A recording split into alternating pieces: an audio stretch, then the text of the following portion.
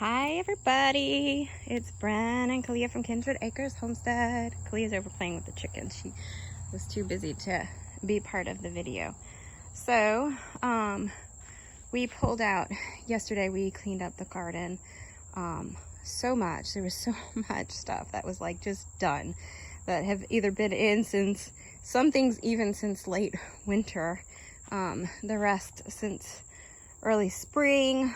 And of course, you know, whatever we've succession sowed in between. So there were a lot of plants that looked like they were at the end of their life.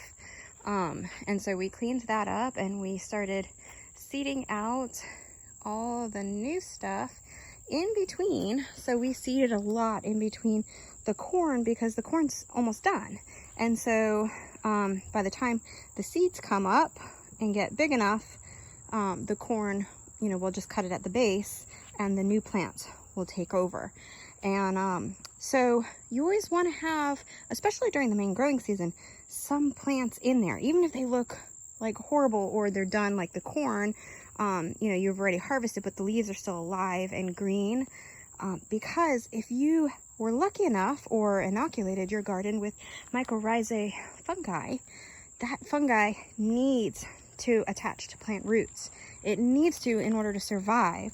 And so you have to keep living plants in there so that when the new plants take over, then the mycorrhizae can attach to those plants, and they always have a continuous supply of roots to attach to so that they can survive, because they need the exchange that the roots from the plants, that the plants give them. So the plants give them exudates, so that's like sugars and starches, and the plants absolutely, I'm sorry, I'm distracted and I'm also tired. But the mycorrhizae fungi need that exchange, so they need to have, oh, this is a nice spot right underneath the banana tree, nice and shady.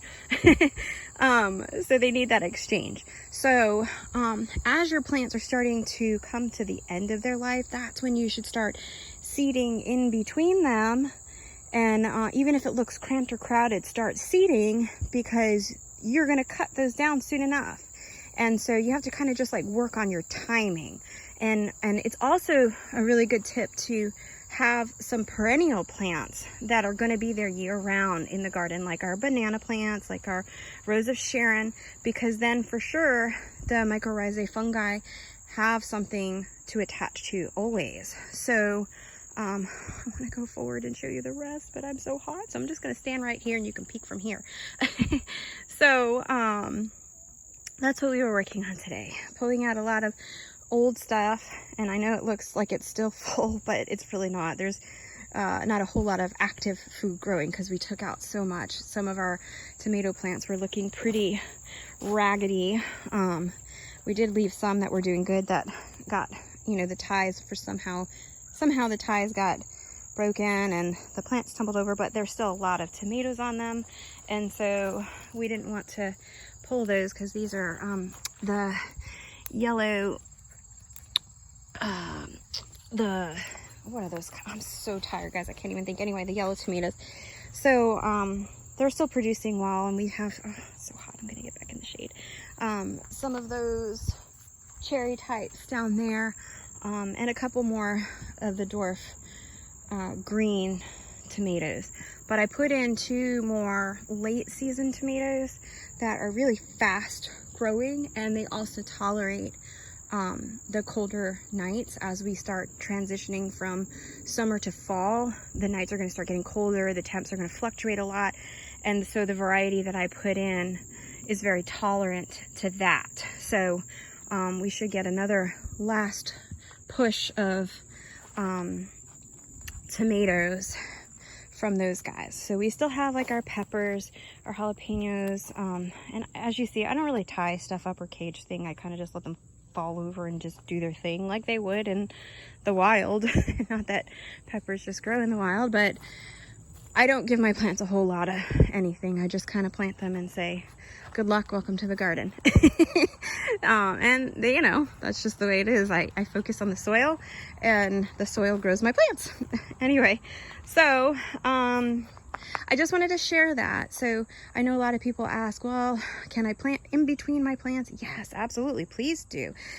Because your plants will benefit from that greatly by making sure that you always have a spot for that mycorrhizae fungi to go. Like I said, they need live and active plants. Aren't these so pretty? One of our followers gifted us these. I don't even remember who it was. So whoever that was, please give me a shout, because I absolutely love these. And as you see, so do the beautiful little bumblebees. And these have brought us so much joy, and I'm super happy that we added these to the garden. We put them in a couple of spots throughout just to bring in some pollinators. And anyway, so I hope that helps give you guys a little bit of tips on transitioning gardens from one season to the next. If you have any questions, please give us a holler. Give us a thumbs up. It really helps us lots and lots. And with lots of love, Bren and Kaliah, she's all the way down there playing with the chickens.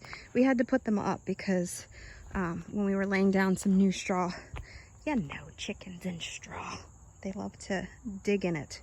And yeah, they were being naughty and not letting me get anything done. So they went back in their chicken run. So she's back there playing with them. So thanks a lot, with lots of love, Bren and Kaliah from Kindred Acres.